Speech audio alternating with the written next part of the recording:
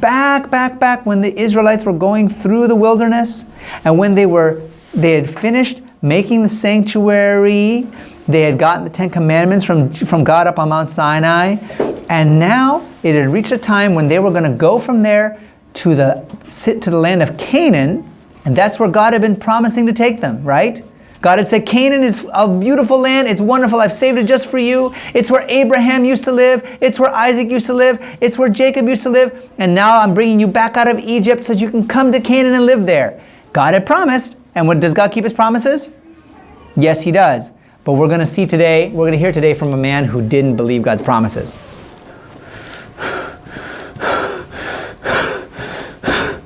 I am so angry right now. I can't believe it.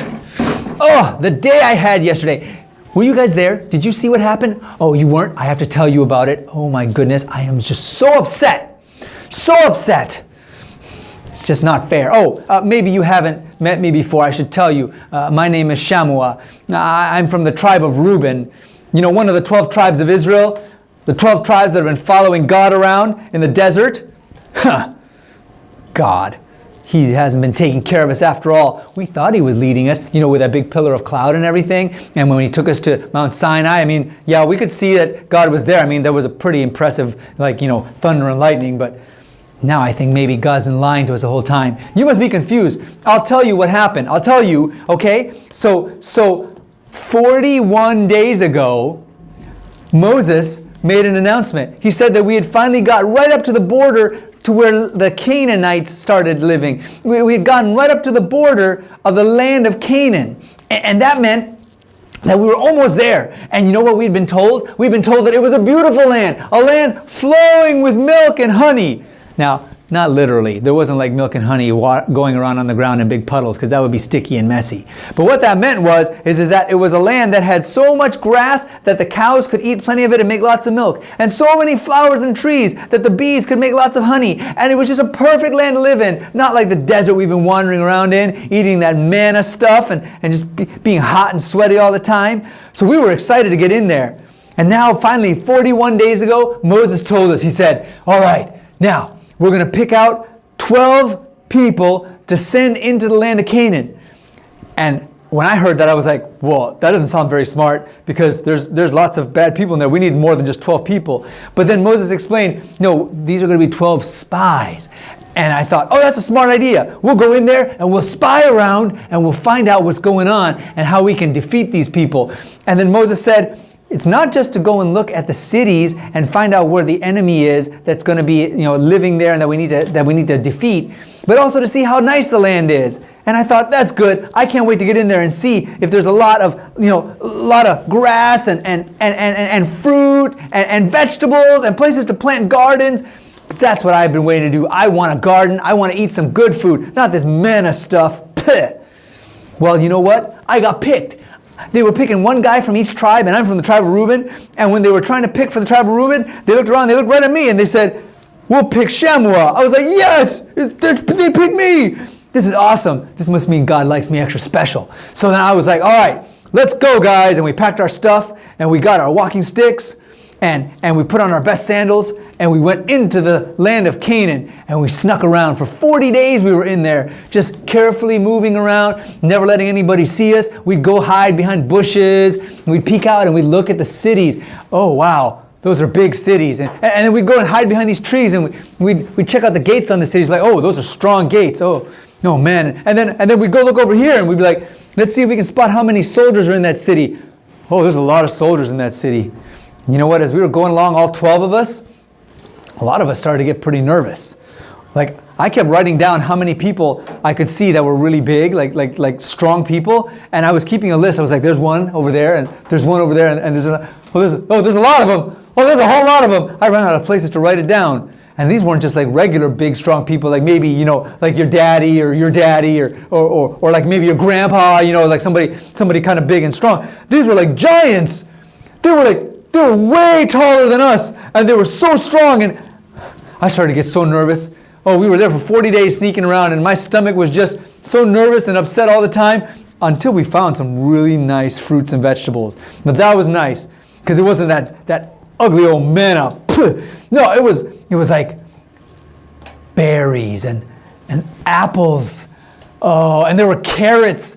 I hadn't had a carrot in forever. Oh, and there were grapes. You won't believe the grapes.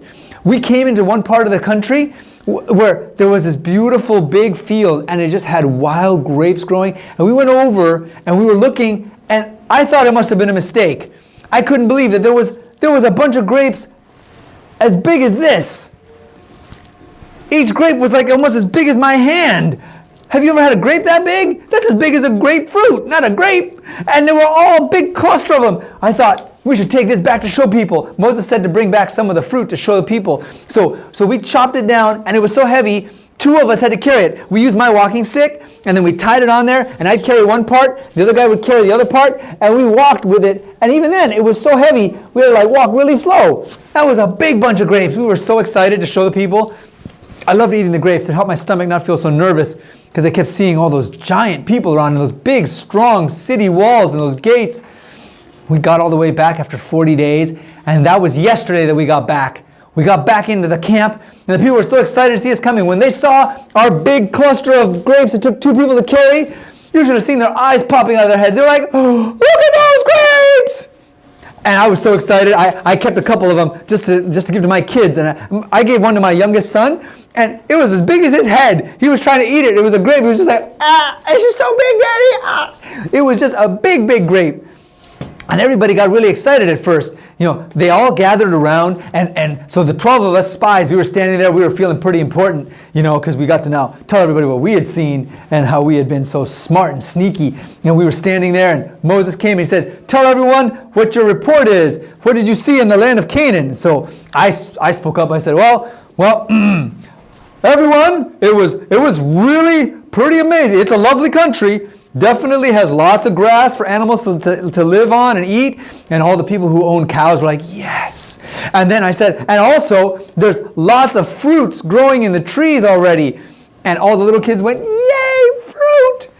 And then I said, and also there's rivers everywhere and beautiful mountains. And all the people just started imagining it. They were like, oh, that sounds so nice. It sounds so much nicer than this desert that we've been in.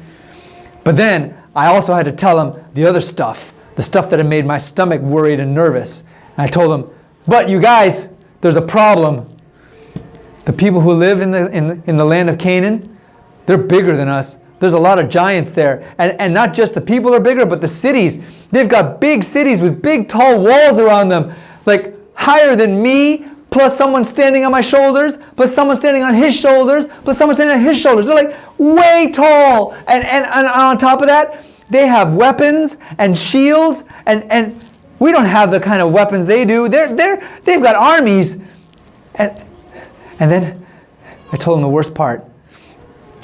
I think that when we go in there, if we try to go into that country and fight them, they're so much bigger than us, they're going to stomp on us like grasshoppers, just like a little bug. They're going to be like, oh, look at the Israelites, squish. That's what I thought. I felt like I was going to be like a little ant or a little grasshopper for them because they were so big and strong. And so I told the people that, and the people who had been feeling excited about the fruits and vegetables and about the beautiful rivers and about all the grass for the animals to eat, they weren't excited anymore. They were scared. And they started looking at each other, and the kids started crying, and then the adults started crying, oh no, it's not going to be good. It's actually bad. Why did we come here? And I was wondering the same thing. How come we came here? That's not right. How come God brought us all the way here? Maybe is it God's fault? Is it Moses' fault? It's somebody's fault. We shouldn't have come here. And you know what? Somebody started yelling from in the crowd. Somebody started yelling out, we were better off in Egypt. And I looked, and you know who it was? It was Jambres. You guys remember Jambres? He used to be the chief magician for Pharaoh. We saw him before. Well, he was yelling, we were better off in Egypt. We should have stayed there. The gods of Egypt are better than this God. And everybody started listening and saying, yeah, he's right. He's right. This God of Israel, he brought us just to kill us here. If we go in there, oh, they're going to kill us all. And they'll kill our children. They'll kill us. They'll take all of our stuff. We shouldn't go in there. We can't go in there. Just when I thought everybody was going to listen to me, 2 guys started talking. I'll tell you their names. You might recognize them. Their names were Caleb and Joshua. You ever heard of them before? Yeah. Caleb and Joshua. Oh, I hate those guys. Because you know what they said? Here, I'll tell you what they said. Caleb got up, and I got to admit, he's a pretty strong guy. I mean, he's not a wimp. He stood up, and he yelled out to all the people, "Everyone be quiet. Everyone, listen to me." And everyone did get quiet. And then he said, "The land of Canaan is the land God promised us. And because God promised it to us, God will keep His promise. He will help us. He will fight for us. So let's not be afraid. Let's go in there." And I was over here thinking, is he nuts? Didn't he see those guys? Didn't he see that there's giants? That we're like little tiny bugs next to them? That they're going to stomp on us and squish us? That they're going to just kill us all? They'll kill my kids. They'll kill everybody's children? So I spoke up and I said, No, we can't go in there. God can't do it. He's not strong enough for that. He's not mighty enough for that. There's a lot of things that God can do, but He can't do that. He can't beat the Canaanites. And the people started listening to me. And in fact, you know what? Some of the people started saying, "Yeah, be quiet, Caleb." Joshua stood up and he said, "No, Caleb is right. Caleb is right. We need to just obey what God said and go. We should go in there. We should go take it over just like God said." But all the people started saying, "Boo! Boo!"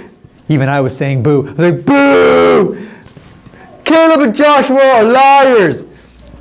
And then we started saying other things about them. Mean things like Caleb and Joshua are just trying to get us killed. Boo! And then the people got angry. And you know what they did? They said, "Let's get some rocks and let's throw them at Caleb and Joshua and hurt them, and maybe we can kill them and make them be quiet." Now, right then is when something happened. There was like a loud booming sound, and everybody turned and looked over at the sanctuary. You remember the sanctuary we talked about, and how God lived right inside the sanctuary, and how His cloud of His glory was over the sanctuary? That cloud was looking pretty angry. It was like lightning and thunder coming out of it. And everybody went, God's upset. What's going on? So we all stopped what we were doing and yelling, and we just waited for a moment. And Moses and his brother Aaron, the high priest, they were kneeling on the ground. They were saying, "Oh no, oh God forgive them, God forgive them." And then they went rushing over to the temple, to the sanctuary. I guess they were going to go talk with God or something. So we all stood around waiting to see what was going to happen, looking at Caleb and Joshua, just giving them mean glances. I was just thinking, man, how come they keep saying that we should do what God says? How come they keep saying we should believe God and go in there? That's not right, because then we're going to get killed. That's not right. Well, we were standing there just waiting, and then Moses came back out, and Moses said, "Everyone listen to me. God has a message for you." So we all listened. We all turned to look at Moses, and here's what Moses said. Moses said that God was very upset and disappointed that we weren't going to believe Him, and that God had reminded us of all the things that He'd already done. And as I started hearing that, I was thinking, God has done a lot of things for us. He separated the Red Sea. He brought us manna. I mean, I don't like it. I'm bored of it, but it is a miracle every day. And also, God gave water for us out of the rock. Remember, water came out of a rock for us? And God has done a lot of things. And then Moses kept talking. Moses said, "But God says, because you've all been so bad and not believing, then you're not going to get to go into the land of Canaan. In fact, God says you're going to spend the next 40 years wandering around here in the desert until all of the adults are dead and all the young kids are grown up to be adults, and then they'll be the ones to go into the land of Canaan." And I was like, what? 40 years? I don't want to spend 40 years in the desert. I'm sick of the desert. And you know what? Even though just a few minutes before I had been saying, no, we can't go into Canaan. Now I was like, I want to go into Canaan. I don't want to stay out here in the desert. But Moses said we couldn't go into Canaan, that God wasn't going to let us go. And then He told everybody to go home and sleep in their tents. So we did. And I lay in my tent all night, just so angry and upset, just thinking to myself, okay, all right. God brought us all this way out here, and He told us He was going to give us the land of Canaan. And now He says we can't have it just because just because we didn't want to believe him? That's not right. That's not fair. We should go anyways.